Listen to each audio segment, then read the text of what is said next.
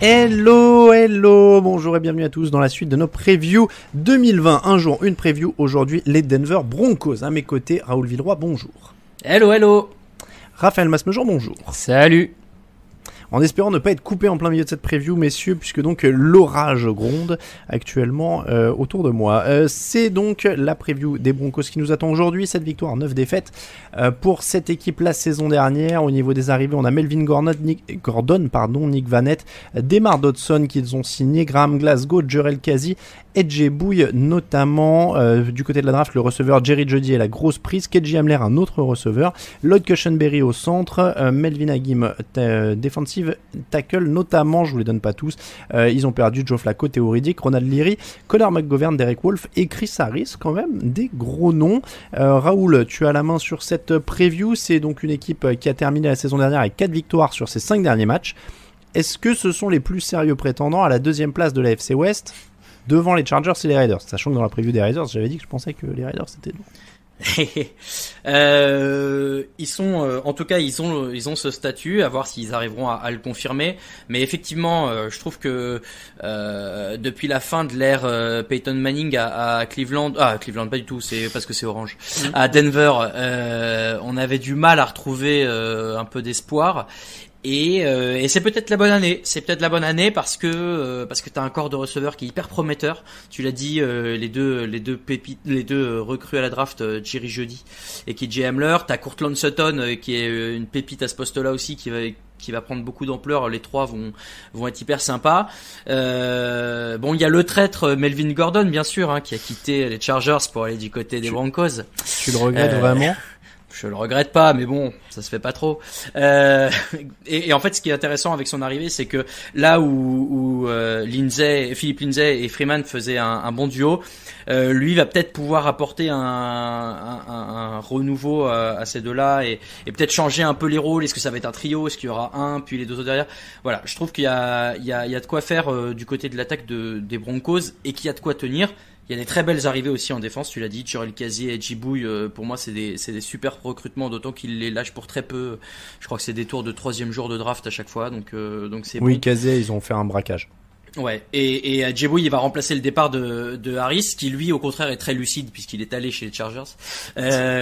Donc honnêtement, c'est une très bonne intersaison et il va falloir voir comment ça va suivre au poste de quarterback.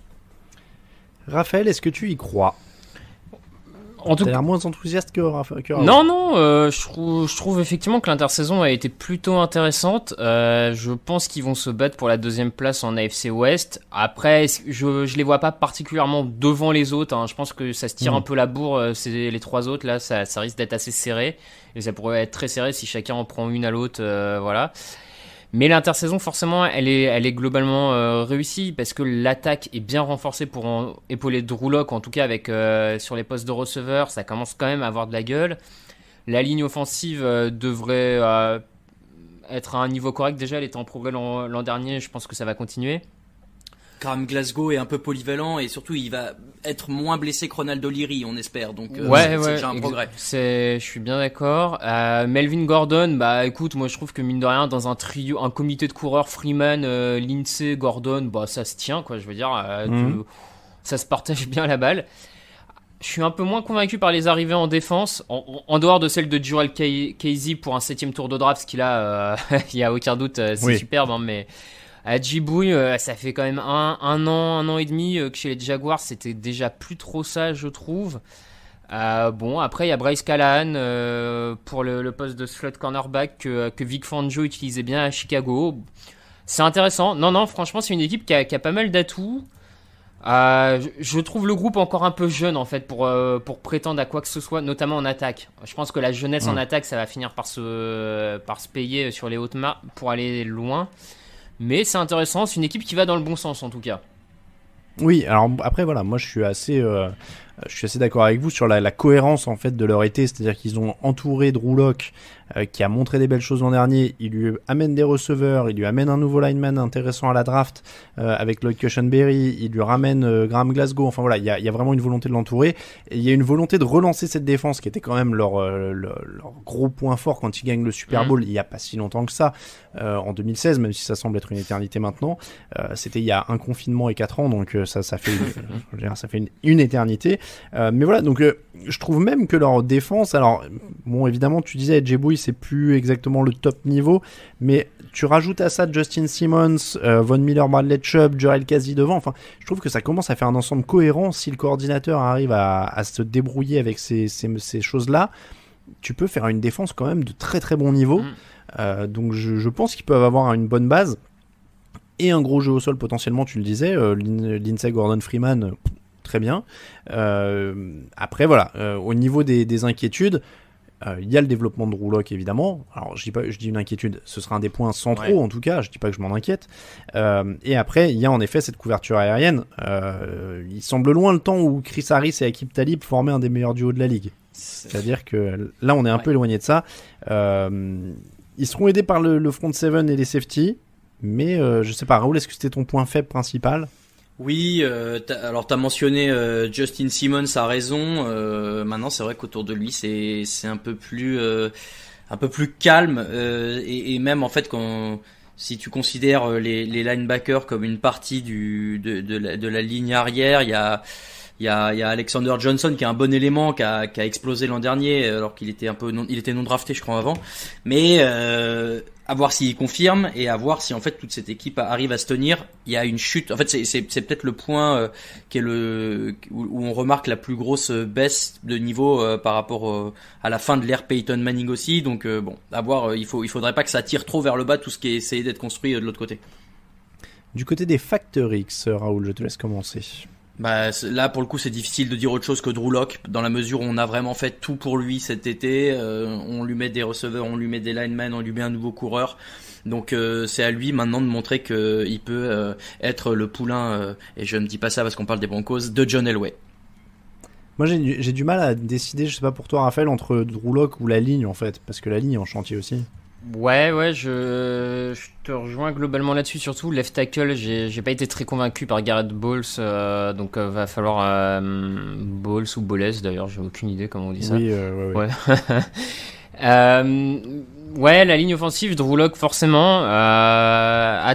Moi j'ai une petite interrogation autour du pass rush. On avait un Von Miller un peu moins saignant l'an dernier, un Bradley Chubb qui a pas encore explosé totalement au niveau attendu.